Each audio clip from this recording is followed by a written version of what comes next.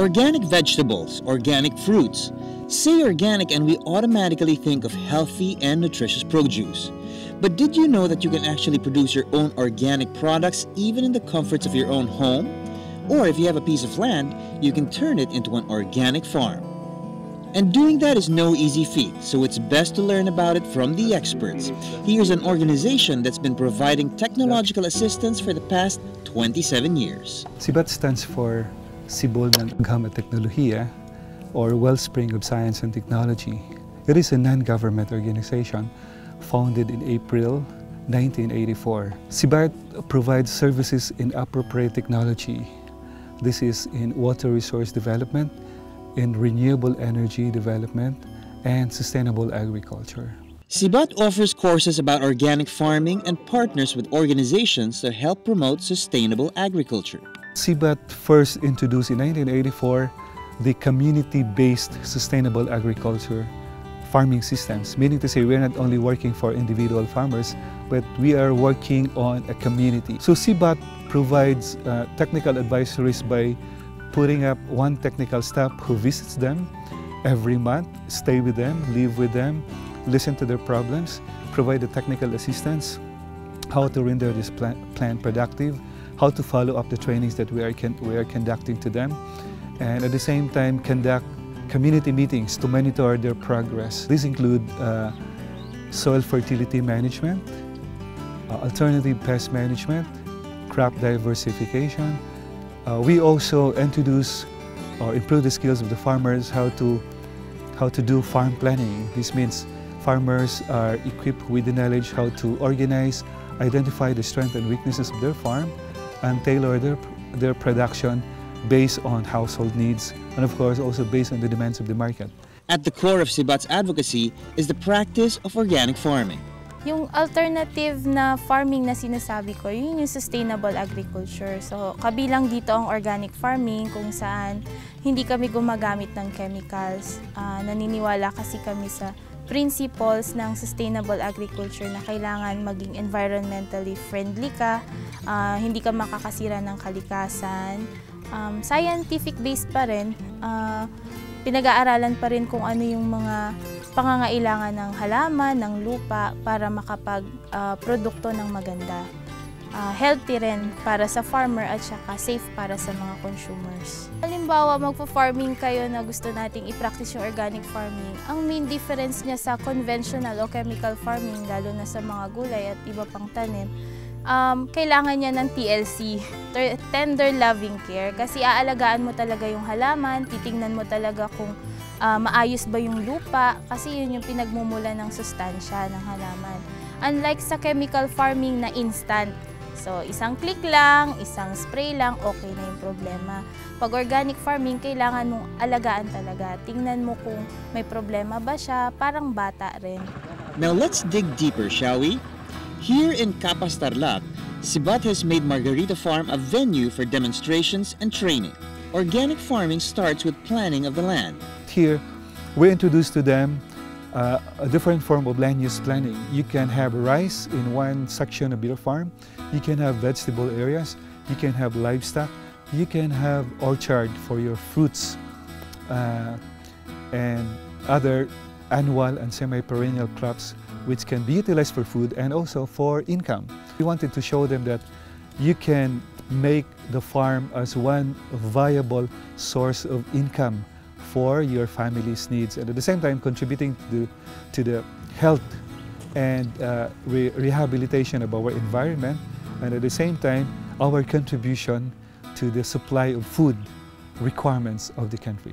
This land use planning is essential because it protects the crops from pests and it's beneficial for the soil as well.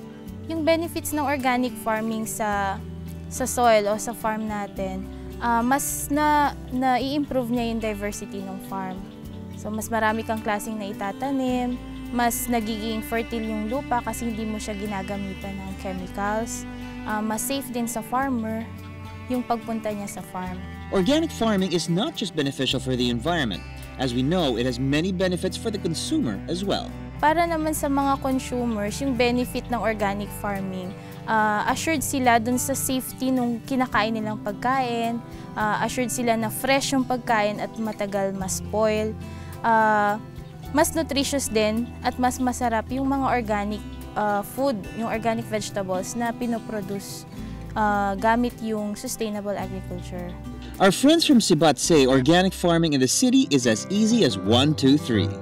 So kung halimbawa gusto mo mag-start ng isang organic farm sa iyong urban area, kung wala kang lupa, pwede kang magtanim sa containers.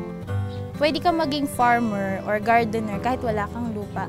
Basta meron kang container, may mapagkukunan ka ng lupa at meron kang pwedeng i-compost. So yung mga residues mo sa kitchen, pwede mo na siyang i-compost at gawin mong fertilizer. Ang tatandaan nyo lang kapag gusto nyo magtanim, tingnan nyo yung halaman, i-imagine nyo siya. Kasi kung gaano siya kataas, kung gaano siya kalapad, ganun din dapat yung container. Kasi kung ano yung nasa itaas, yun din yung nasa baba.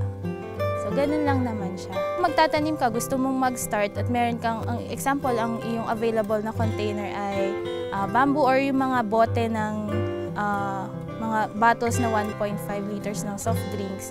Pwede nyo siyang taniman ng mga leafy vegetables kasi maliliit lang naman yung ugat nila. So, in a month, meron ka ng lettuce, meron ka ng pechay, mustasa na nakatanim lang sa containers na maliliit. Pagkatapos na mo ilagay sa may kawayan yung lupang organic na nakumpos na, pwede mo siyang diligan at saka tatamnan.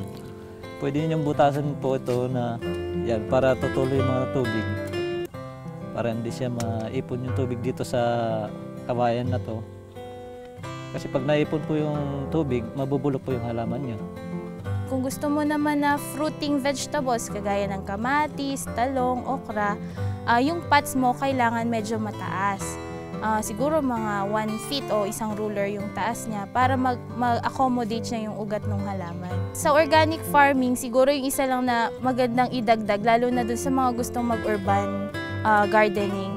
Ito yung isang pamamaraan para matulungan natin yung pagpapatuloy ng zero waste management. So para mabawasan natin yung ating mga waste, lalo na yung kitchen waste, lalo na yung mga recyclable materials, isang magandang pamamaraan yung organic gardening kasi magagamit niyo yung mga recyclables, mas magagamit niyo rin yung mga waste. Being in the city shouldn't keep us from having our own organic produce. Even if we can't plant it, Sibat's partners still make it possible for us to have our share of nature's best. For those who are very particular with safe and nutritious food, we have our Cibol People Store that sells vegetables twice a week. You can place your orders there and we can harvest some of the crops that you need in your household. If you have a professional, whether you're an agriculturist, an economist, or whatever profession you're in, Sibat is offering a volunteer service. So you, depending on your time availability, Sibat is open to welcome you as you would want to share your expertise with us. And we would be very happy for engineers out there, for agriculturists out there who are keen on sustainable technologies. Eating organic fruit and vegetables is made easier by the people who put in the work to give us access to all natural produce.